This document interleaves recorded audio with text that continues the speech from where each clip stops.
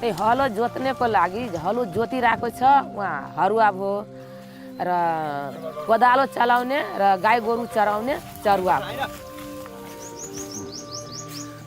गरिब मान्छे मालिकको घरमा हलो जोत्ने र उहाँको श्रीमतीले त्यहाँ घरमा गएर त्यहाँको गाई गोरु चराउने कुटी काट्ने त्यस्तो मान्छेलाई हरुवा चरुवा भनेर हामी भन्छौँ।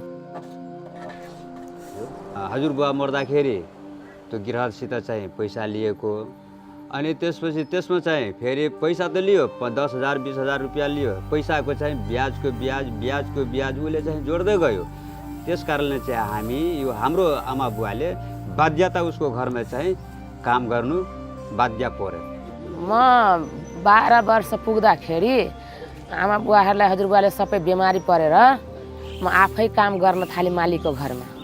चाहे बिरामी परोस् चाहे मरोस् तँसँग मलाई सम्बन्ध छैन, तर मेरो काम हुनुपर्ने हो।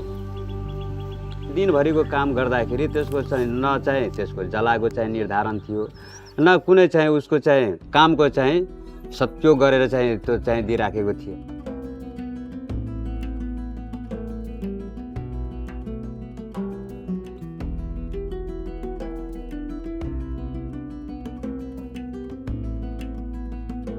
यो हाम्रो हरुवा चरुवाको गाउँमा चाहिँ सङ्गठन बनायो अनि त्यसपछि जिल्लामा चाहिँ हामी सङ्गठन बनायो अनि त्यसपछि चाहिँ केन्द्रमा सङ्गठन बनायो।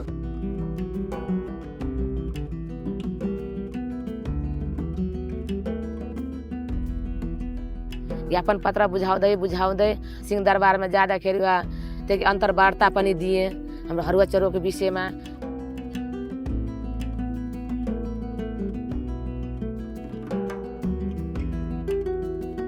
अभियानको कुरा गर्दाखेरि अब यो मुक्त घोषणा भइसकेपछि अभियान टुङ्ग्यो भन्ने कुरा चाहिँ हुँदैन, किनभनेपछि मुक्त त भयो, कागजी रूपमा मात्र मुक्त भएको जस्तो अवस्था आएको छ। 3 मिनहा गर्ने, दोस्रो नम्बरमा जग्गा उपलब्धि, तेस्रो नम्बरमा घर बनाउने, 4मा हाम्रो रोजीको ग्यारेन्टी, 5मा बालबालिकाहरूलाई शिक्षामा जोर लगाउदिने, माथिसम्म पढाउने र घाँस मास कपासका हाम्रो त्यो प्याकेज सहित हाम्रो उपलब्धि गराउनु पर्यो सरकारलाई।